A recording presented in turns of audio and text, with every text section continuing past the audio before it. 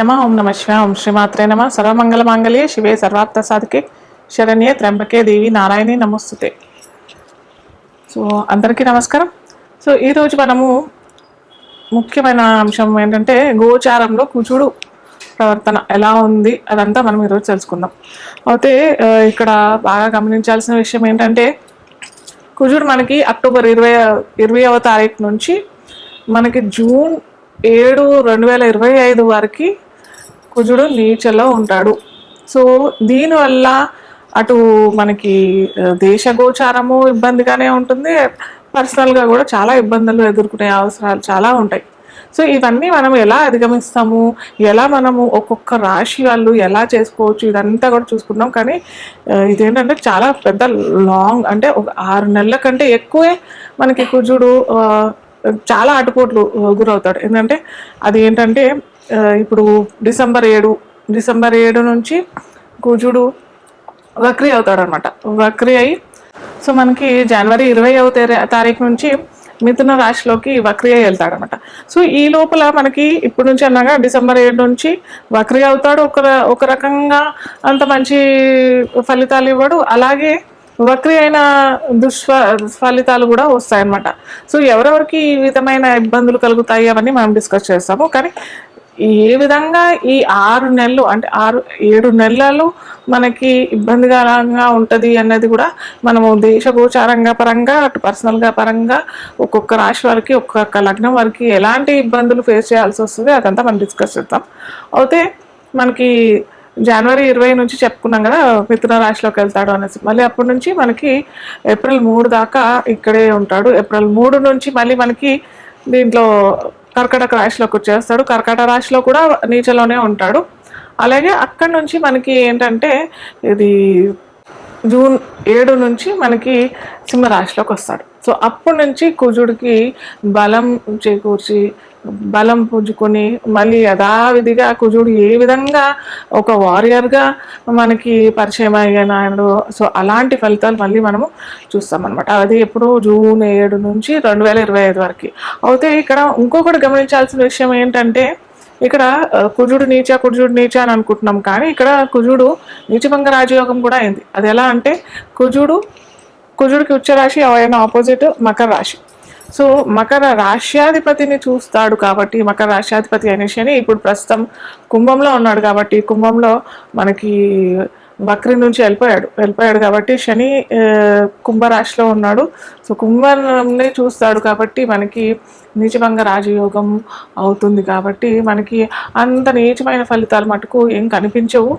కాకపోతే దేశగోచార పరంగా చూసినట్టయితే మనకి భూములు కొనుగోలు తక్కువ ఇవ్వడం, భూము రేట్లు చాలా, అంటే రియల్ ఎస్టేట్ పరంగా చూసినప్పటికీ అంత మార్కెట్ లేకపోవడం.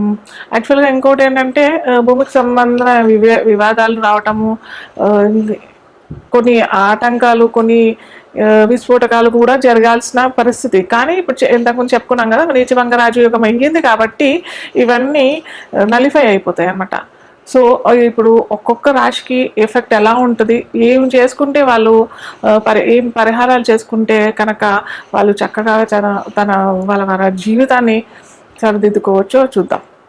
నెక్స్ట్ మిథున రాశి లేదా లగ్నం తెలియని వారికి రాశి తీసుకున్నట్టయితే మిథున లగ్నానికి అధిపతి బుధుడు.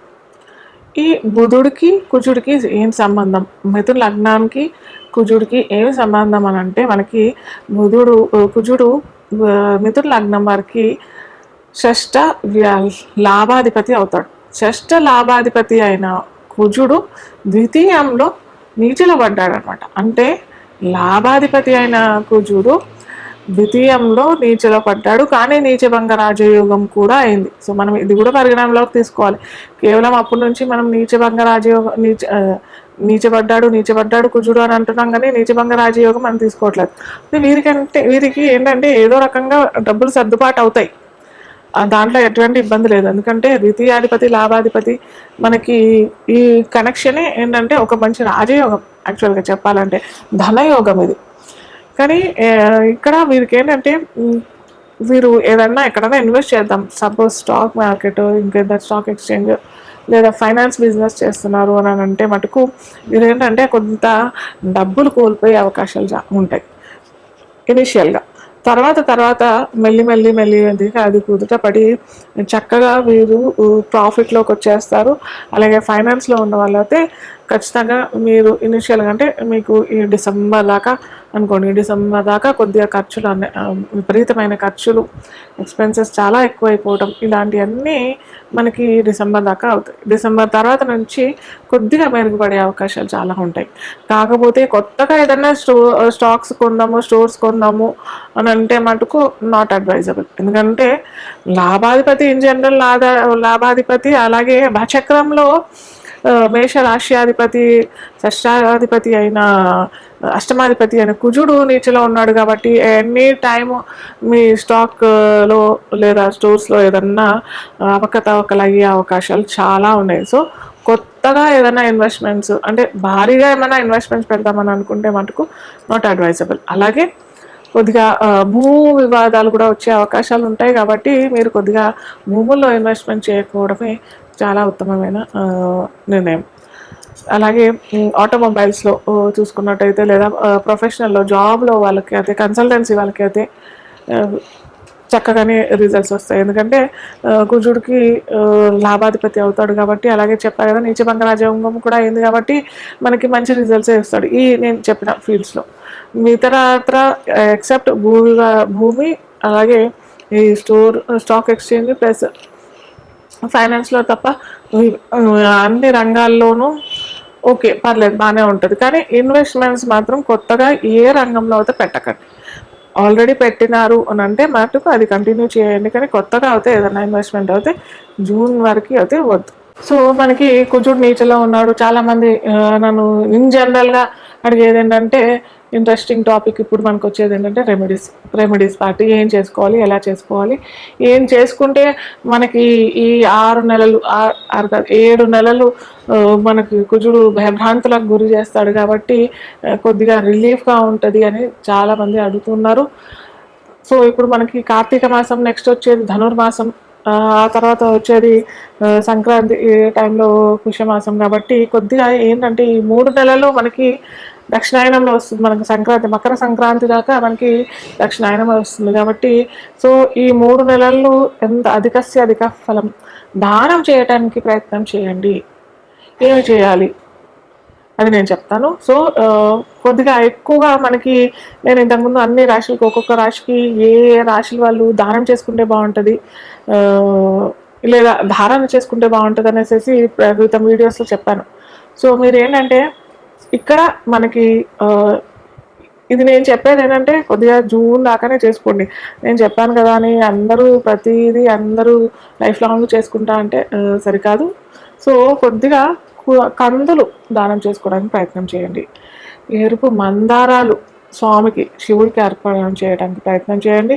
సోమవారం మంగళవారం ఇది చేయడానికి ప్రయత్నం చేయాలి. గులాబీలు పెడతట్టయితే మటుకు మంగళవారం చేస్తే చాలా మంచిది.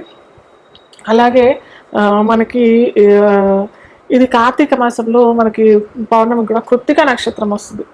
కార్తికేయ స్వామి కుజుడికి అతిదేవత ఎవరు అని అంటే మనకి సుబ్రహ్మణ్య స్వామి. సో ఈ కార్తీక పౌర్ణమి రోజు కూడా మీరేమన్నా ఈ ఎరుపు రంగు వస్తువులు లేదా వస్తువులు అని అంటే మీకు ఏమన్నా చేసుకోవచ్చు. అంటే అమ్మవారి గుళ్ళో గాజులు, ఎరుపు రంగు గాజులు కూడా ఇవ్వచ్చు. సో గాజులు ఇవ్వచ్చు. ఏమంటారు వాళ్ళ బ్యాండ్స్ అని వస్తున్నాయి కదా, సో ఆడపిల్లలకి బ్యాండ్స్ ఇవ్వండి. ఇలాంటివన్నీ చేసుకోవచ్చు. కందులు మాత్రం మీరు చేసుకునే దాంట్లో చేసుకోండి. ఎంత చేసుకోవాలి అని కూడా చాలామంది అడుగుతుంటారు. సో మీకు తాహత్తుగా ఎంత తాహతే ఎంత చేసుకో. ఇప్పుడు నేను నెలకు 10 లక్షలు సంపాదిస్తాను, పావు కేజీ డొనేట్ చేస్తాను అంటే అది కరెక్ట్ కాదు. అలా అని 10 ఏళ్ళు సంపాదించే వ్యక్తి నేను నెలకు 2-3 కిలోలు దానం చేస్తానంటే అది కూడా సరికాదు. సో మీకు ఎంత చేత అవుతే అంత చేసుకోండి. కాకపోతే 250 గ్రాములు అంటే పావు కేజీ చేసుకుంటే మటుకు అంటే మనం చేసింది ఆ బ్రాహ్మణ కుటుంబంలో అయినా లేకపోతే ఇంకెవరైనా ఆ రోజు వాళ్ళు ఆ పప్పు లేకపోతే ఇంకేదన్నా వండుకుంటారు కదా, సో వండుకునేటట్టుగా ఆ బ్రాహ్మణ కుటుంబానికి మనం ఇచ్చినట్టయితే మంచి ఫలితాలు వస్తాయి. సో ఇవి చేసుకుంటానికి ప్రయత్నం చేయండి. అలాగే భూ సేకరణ మాత్రం చేసుకోకపోవడం మంచిది ఈ 6 నెలలు.